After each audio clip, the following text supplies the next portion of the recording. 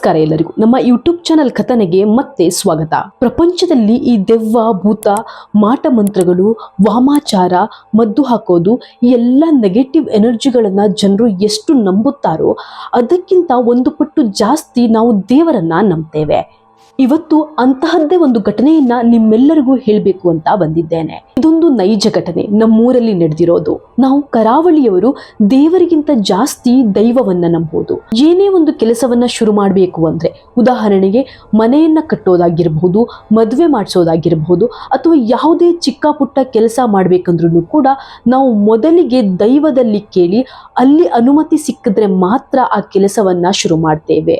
ಅದರ ಬದಲು ಒಂದೇ ಒಂದು ನೆಗೆಟಿವ್ ಆಗಿ ದೈವದ ಕಡೆಯಿಂದ ನಮಗೆ ನುಡಿ ಬಂತು ಅಂತ ಹೇಳಿದ್ರೆ ಯಾವುದೇ ಕಾರಣಕ್ಕೂ ಮತ್ತೆ ನಾವು ಆ ಕೆಲಸವನ್ನ ಮಾಡುವ ಯೋಚನೆಯನ್ನು ಕೂಡ ಮಾಡುವುದಿಲ್ಲ. ಅಷ್ಟರ ಮಟ್ಟಿಗೆ ನಾವು ದೈವದ ಮೇಲೆ ಅವಲಂಬಿತರಾಗಿದ್ದೇವೆ. ಪ್ರತಿ ವರ್ಷ ನಡೆಯುವ ದೈವಾರಾಧನೆ, ಕೋಲ, ಗೆಂಡ ಸೇವೆ ಇದೆಲ್ಲವುದಕ್ಕೂ ಕೂಡ ನಾವು ಯಾವುದೇ ಊರಲ್ಲಿದ್ರೂ ಕೂಡ ಅಲ್ಲಿ ಹೋಗಿ ಅದನ್ನ ಅಟೆಂಡ್ ಮಾಡದೇ ಇರೋದಿಲ್ಲ. ಸರಿ, ಈಗ ಅಲ್ಲಿ ನಡೆದಿರುವಂತಹ 2 ಘಟನೆಯ ಬಗ್ಗೆ ನಿಮ್ಗೆ ಹೇಳ್ತೇನೆ, ಕೇಳಿ.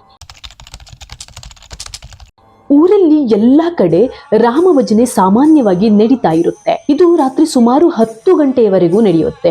ಕೆಲವೊಂದು ಬಾರಿ ಬೆಳಗ್ಗಿನ ಜಾವದವರೆಗೂ ಕೂಡ ಇರುತ್ತೆ. ರಮೇಶ್ ಅನ್ನುವರು ಒಬ್ರು ಪ್ರತಿದಿನ ರಾತ್ರಿ 10 ರಿಂದ 11 ಗಂಟೆಗೆ ತಮ್ಮ ಟೀಮ್ ಜೊತೆ ಭಜನೆಯನ್ನ ಮುಗಿಸಿಕೊಂಡು ಮನೆಗೆ ಬರ್ತಾ ಇದ್ರು.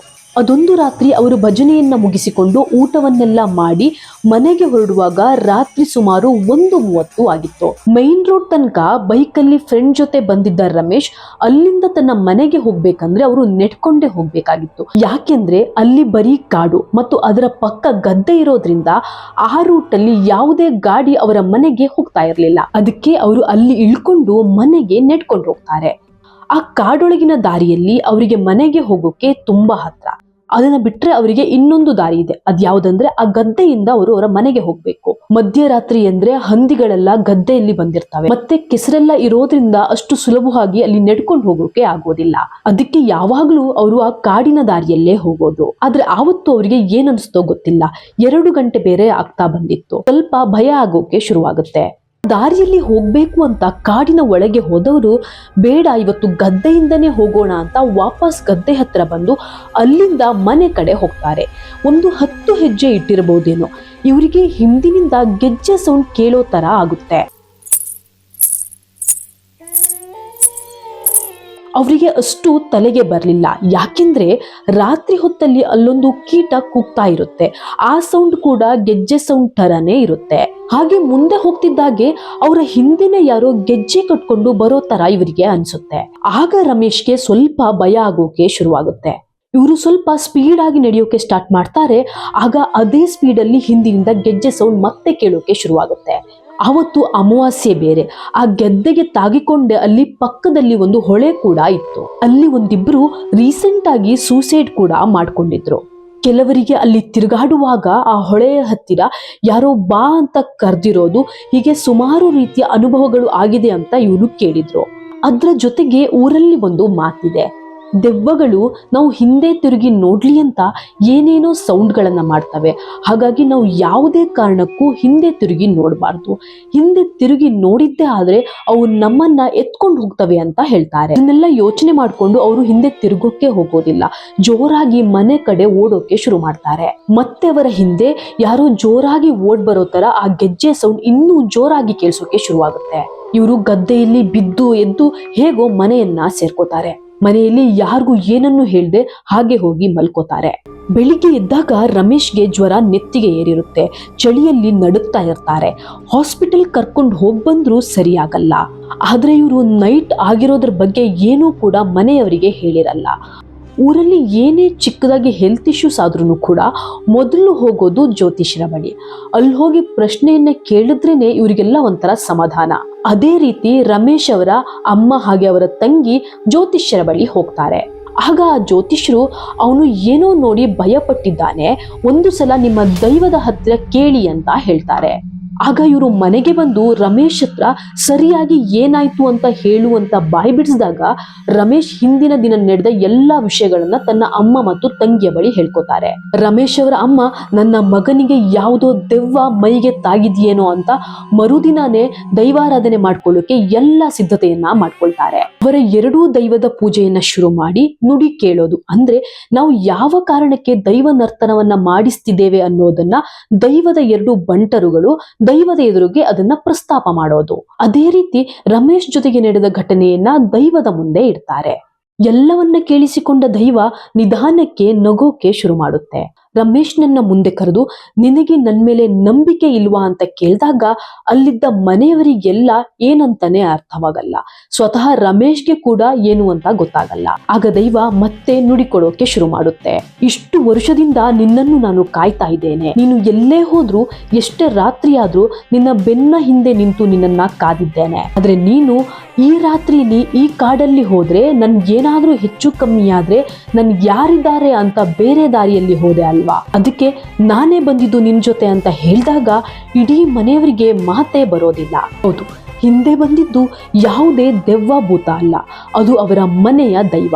ಅವರಿಗೆ ಕೇಳಿಸಿದ್ದು ದೆವ್ವದ ಗೆಜ್ಜೆಯ ಸದ್ದಲ್ಲ, ಅದು ದೈವದ ಗಗ್ಗರದ ಸದ್ದು. ಗಗ್ಗರ ಅಂದ್ರೆ ದೈವದ ಕಾಲಿಗೆ ಕಟ್ಟುವ ಒಂದು ಸಾಧನ.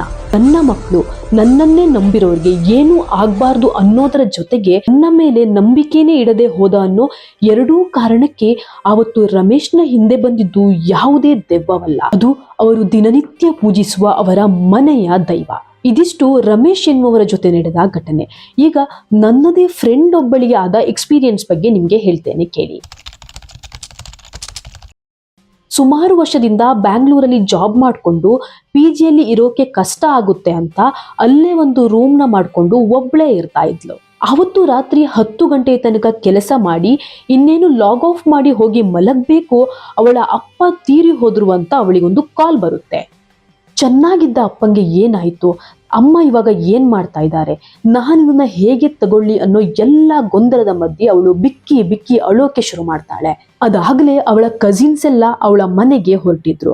ಅದರ ಜೊತೆಗೆ ಅವಳ ಮನೆಯ ಓನರ್ಗೆ ಫೋನ್ ಮಾಡಿ ಸ್ವಲ್ಪ ಅವಳನ್ನ ನೋಡ್ಕೊಳ್ಳುವಂತೆ ಕೂಡ ಹೇಳಿದ್ರು. ಆದ್ರೆ ಯಾರಿಗೂ ಕೂಡ ಅವಳನ್ನ ಸಮಾಧಾನ ಮಾಡೋಕೆ ಆಗ್ತಾ ಇರ್ಲಿಲ್ಲ. ಅವಳ ಮನೆಯ ಓನರ್ ಅವಳನ್ನ ಹಾಗೋ ಹೀಗೋ ಮಾಡಿ ಅಲ್ಲೇ ರೂಮ್ ಅಲ್ಲಿ ಅವಳನ್ನ ಮಲಗಿಸ್ತಾರೆ. ಹತ್ತು ಸಾಕಾಗಿದ್ದ ಇವಳಿಗೆ ಅಲ್ಲೇ ನಿದ್ದೆ ಕೂಡ ಬರುತ್ತೆ. ಅವರ ಓನರ್ ಅಲ್ಲೇ ಹಾಲ್ ಅಲ್ಲಿ ಕೂತ್ಕೊಂಡಿದ್ರು. ಸ್ವಲ್ಪ ಹೊತ್ತು ಆದ್ಮೇಲೆ ಅವಳು ರೂಮಿನಿಂದ ಓಡಿ ಬಂದು ಮನೆಯ ದೇವರ ಕೋಣೆಯಲ್ಲಿದ್ದ ದೈವದ ಫೋಟೋವನ್ನ ಇಟ್ಕೊಂಡು ಜೋರಾಗಿ ಅಳೋಕೆ ಶುರು ಮಾಡ್ತಾಳೆ. ಅದೇ ಸಮಯಕ್ಕೆ ಅವಳ ಕಸಿನ್ಸ್ ಕೂಡ ಬರ್ತಾರೆ. ಅವಳನ್ನ ತಬ್ಬಿಕೊಂಡು ಅಳ್ಬೇಡ, ಸುಮ್ಮನೆ ಇರು, ಅಟ್ಲೀಸ್ಟ್ ನಿಮ್ಮ ಅಮ್ಮನಿಗೋಸ್ಕರನಾದ್ರೂ ಸ್ವಲ್ಪ ಸಮಾಧಾನವಾಗಿರು ಅಂತ ಹೇಳ್ತಾ ಇದ್ರು ಕೂಡ ಅವಳು ಮಾತ್ರ ಆ ದೈವದ ಫೋಟೋವನ್ನೇ ನೋಡ್ಕೊಂಡು ಜೋರಾಗಿ ಅಳ್ತಾ ಇದ್ಲು. ಅವಳನ್ನ ಸೋಫಾದ ಮೇಲೆ ಕೂರಿಸಿ ಅವಳಿಗೆ ನೀರನ್ನ ಕೊಡುವಾಗ ಅವಳ ಕೈ ನಡುಕ್ತಿರೋದನ್ನ ನೋಡಿ ಅವಳ ಕಸಿನ್ ಒಬ್ರು ಏನಾಗ್ತಿದೆ ನಿನಗೆ, ಡಾಕ್ಟರ್ನೇನಾದ್ರೂ ಕರ್ಸ್ಬೇಕಾ ಅಂತ ಕೇಳ್ತಾರೆ. ಅದಕ್ಕೆ ಅವಳು ಏನೂ ಆಗಿಲ್ಲ, ನನಗೆ ತುಂಬಾ ಭಯ ಆಗ್ತಾ ಇದೆ, ಅದಕ್ಕೆ ನನ್ನ ಕೈ ನಡುಕ್ತಾ ಇದೆ ಅಂತ ಹೇಳ್ತಾಳೆ. ಅವರೆಲ್ಲ ಫೋರ್ಸ್ ಮಾಡಿ ಏನಾಯ್ತು ಹೇಳು ಅಂತ ಹೇಳಿದಾಗ ಅವಳು ಹೇಳಿದ್ದನ್ನ ಕೇಳಿ ಅಲ್ಲಿದ್ದವರೆಲ್ಲ ಒಂದು ಕ್ಷಣ ದಂಗಾಗಿ ಹೋಗ್ತಾರೆ. ಅಂತಹದ್ದೇನಾಯ್ತು ಅಂತ ನಿಮ್ಗೂ ಹೇಳ್ತೇನೆ ಕೇಳಿ. ಹತ್ತು ಸುಸ್ತಾಗಿ ಮಲಗಿದ್ದ ಅವಳು ಮತ್ತೆ ಎಚ್ಚರವಾದಾಗ ರೂಮಿನ ಒಂದು ಮೂಲೆಯಲ್ಲಿ ಕೂತಿದ್ಲಂತೆ. ಬೆಡ್ ಮೇಲೆ ಮಲಗಿದ್ದವಳು ರೂಮ್ನ ಈ ಮೂಲೆಗೆ ನಾನು ಹೇಗೆ ಬಂದೆ ಅಂತ ಅವಳಿಗೆ ಶಾಕ್ ಆಗಿರ್ಲಿಲ್ಲ. ಆದ್ರೆ ಅಲ್ಲಿ ಮಲಗಿದ್ದಾಗ ಅವಳಿಗೆ ಒಂದು ಕನಸು ಬಿದ್ದ ಹಾಗೆ ಆಗಿತ್ತು.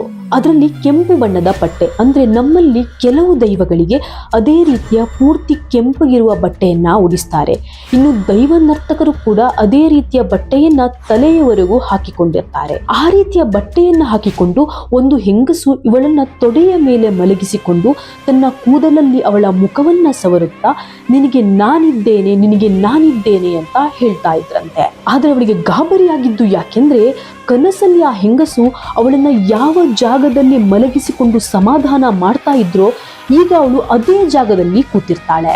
ಆ ಕ್ಷಣಕ್ಕೆ ಅದು ನನ್ನ ದೈವ, ನಾನು ನಂಬಿರೋ ನನ್ನ ಕುಲದೇವರು ಅಂತ ಅವಳ ತಲೆಗೆ ಬಂದ್ರೂ ಕೂಡ ಕನಸಲ್ಲಿ ಬಂದ ಹಾಗೆ ನಾನು ಹೇಗೆ ಇವಾಗ ಇದೇ ಜಾಗದಲ್ಲಿ ಮಲಗಿದ್ದೇನೆ ಅಂತ ಅವಳಿಗೆ ಗೊತ್ತಾಗ್ಲೇ ಇಲ್ಲ. ಅದು ಕನಸ ಇಲ್ಲ ನಿಜವಾಗ್ಲೂ ನಡೀತಾ ಅಂತ ಗೊತ್ತಾಗದಿದ್ದಕ್ಕೇನೆ ಅವಳು ತನ್ನ ದೈವದ ಫೋಟೋವನ್ನ ಹಿಡ್ಕೊಂಡು ಅಳೋಕೆ ಶುರು ಮಾಡಿದ್ದು ಅಂತ ಹೇಳ್ತಾಳೆ. ಇದು ನನ್ನ ಫ್ರೆಂಡ್ನ ಕತೆ. ಇದೇ ಕಾರಣಕ್ಕೆ ನಾವು ದೈವವನ್ನ ಅಷ್ಟು ನಂಬುವುದು. ಹಾಗೆ ಯಾರು ದೈವದ ಮೇಲೆ ನಂಬಿಕೆ ವಿಶ್ವಾಸವನ್ನ ಇಟ್ಕೊಂಡಿರ್ತಾರೋ ಅವರಿಗೆ ಯಾವುದೇ ಕಾರಣಕ್ಕೂ ಅವರು ನಂಬಿದ ದೈವ ಕೈ ಬಿಡೋದಿಲ್ಲ ಅನ್ನೋದು ಅಷ್ಟೇ ನಮ್ಗೆ ಗೊತ್ತಿರೋದು. ಈ ಎರಡೂ ಘಟನೆಯ ಬಗ್ಗೆ ನಿಮ್ಗೆ ಏನನ್ನಿಸ್ತು ಅಂತ ಕಾಮೆಂಟ್ ಮಾಡಿ. ನಿಮ್ಮಲ್ಲಿ ಯಾರಿಗಾದ್ರೂ ಈ ರೀತಿಯ ಎಕ್ಸ್ಪೀರಿಯನ್ಸ್ ಆಗಿದ್ರೆ ನನಗೆ ಮೇಲ್ ಮಾಡಿ, ನಾನು ಅದನ್ನ ಇನ್ನೊಂದು ವಿಡಿಯೋದಲ್ಲಿ ಹೇಳ್ತೇನೆ. ಹಾಗೆ ಮಂಗಳೂರಿನ ಹಣ್ಣಿನ ವ್ಯಾಪಾರಿಯೊಬ್ರು ಮಿಸ್ಸಿಂಗ್ ಆಗಿರೋ ಒಂದು ರೋಚಕ ಕಥೆಯನ್ನ ನನ್ನ ಹಿಂದಿನ ವಿಡಿಯೋದಲ್ಲಿ ಅಪ್ಲೋಡ್ ಮಾಡಿದ್ದೇನೆ, ಒಮ್ಮೆ ಹೋಗಿ ನೋಡ್ಕೊಂಡು ಬನ್ನಿ. ಹಾಗೆ ಈ ವಿಡಿಯೋ ಇಷ್ಟ ಆದ್ರೆ ಲೈಕ್ ಮಾಡಿ, ಶೇರ್ ಮಾಡಿ, ನಮ್ಮ ಚಾನೆಲ್ನ ಸಬ್ಸ್ಕ್ರೈಬ್ ಮಾಡೋದನ್ನು ಕೂಡ ಮರಿಬೇಡಿ.